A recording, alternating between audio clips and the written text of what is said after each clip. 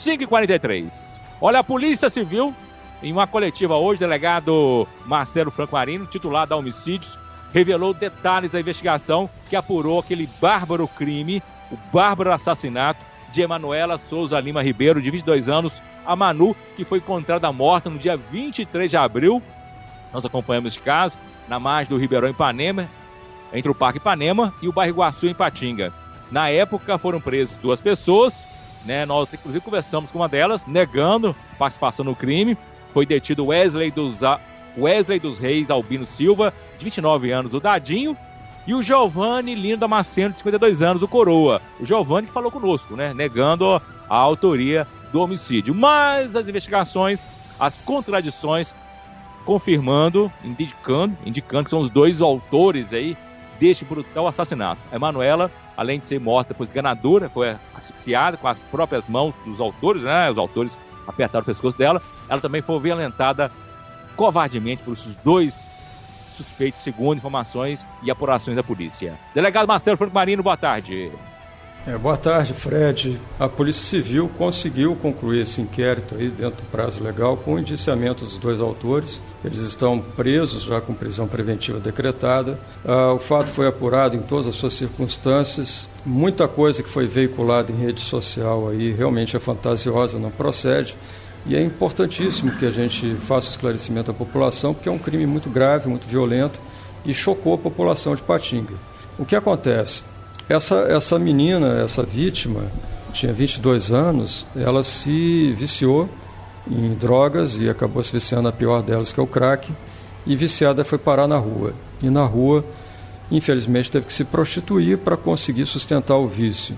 Uma vez na rua, ela foi, digamos assim, assediada por um marginal, tem o apelido de Dadinho, que ofereceu o crack para ela, e se aproximou dessa moça como se fosse um namorado ou coisa semelhante, só que começou a obrigar essa moça a se prostituir e entregar o dinheiro da prostituição para ele, atuando como rufião, né? Rufião é a pessoa que explora a prostituição de outrem.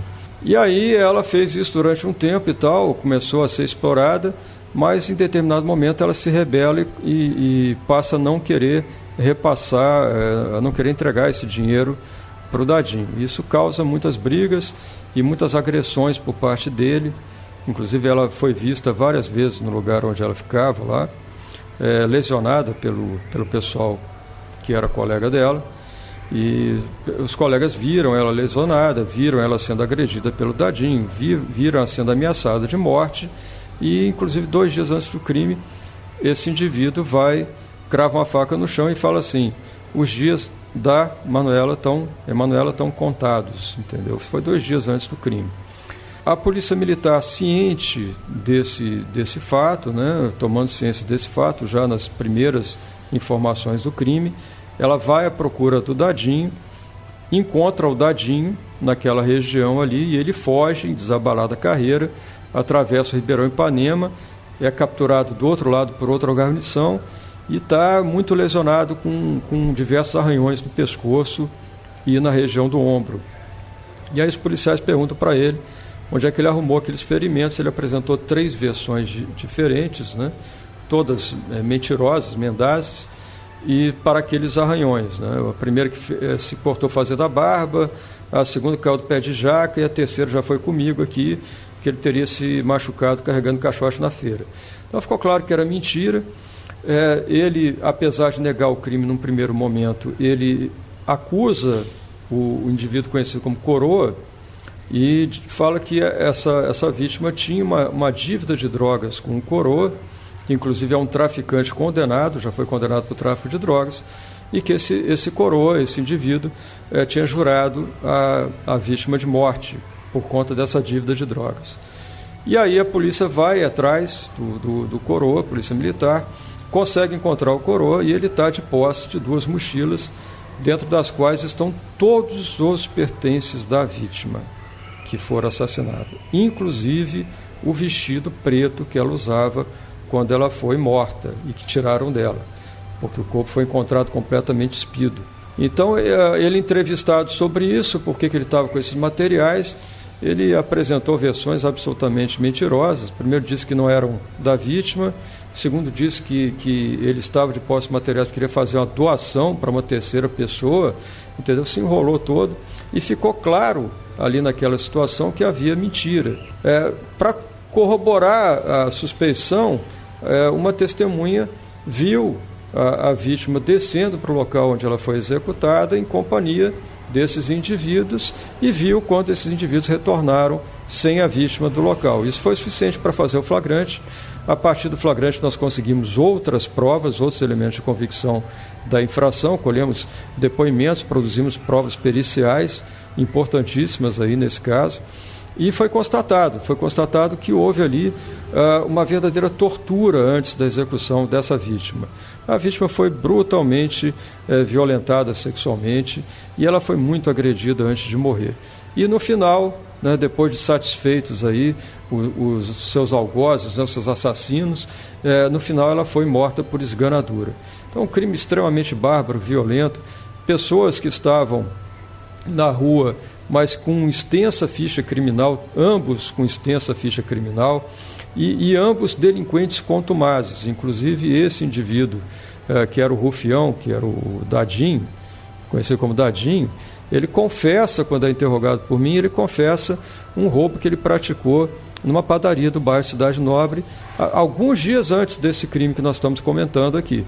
Então, nesse roubo, ele estudou a vítima, era uma pessoa que ia abrir a padaria, uma funcionária que chegava muito cedo, chegava sozinha, e ele conseguiu um comparsa, ambos abordaram a vítima, ele encosta uma faca no pescoço da vítima e consegue subtrair um cofre da padaria. Isso foi bastante noticiado na época pela imprensa. Eles levam o cofre, arrombam o cofre e conseguem subtrair a quantia aproximada de R$3.000 ali. Então ele era um assaltante, ele é um assaltante, ele já tinha condenação por isso, ele tinha condenação por furto qualificado. O outro indivíduo, que é o Coroa, condenação por tráfico de drogas, né, condenação por furto qualificado, ambos com extensas fichas criminais, com registro de porte de arma, com registro de homicídio, o Dadinho com registro de estupro anterior. Então, pessoas altamente perigosas que estavam aí soltas na rua e que a população desavisada tinha por simples mendigos, né, como se fossem pessoas carentes que estavam na rua por falta de opção. Na verdade, eram dois bandidos que estavam ali e duas pessoas que praticaram um crime extremamente bárbaro, um dos piores que eu já vi na minha carreira e, especialmente aqui em Ipatinga, nos últimos 20 anos, o pior que eu já vi. Para fechar, delegado, quais crimes que vão responder junto à Justiça? Sim, é o estupro, é o crime de estupro que os dois praticaram. Eles se revezaram nessa conduta, né, enquanto um subjugava a vítima, o outro estuprava, e assim trocavam de posição.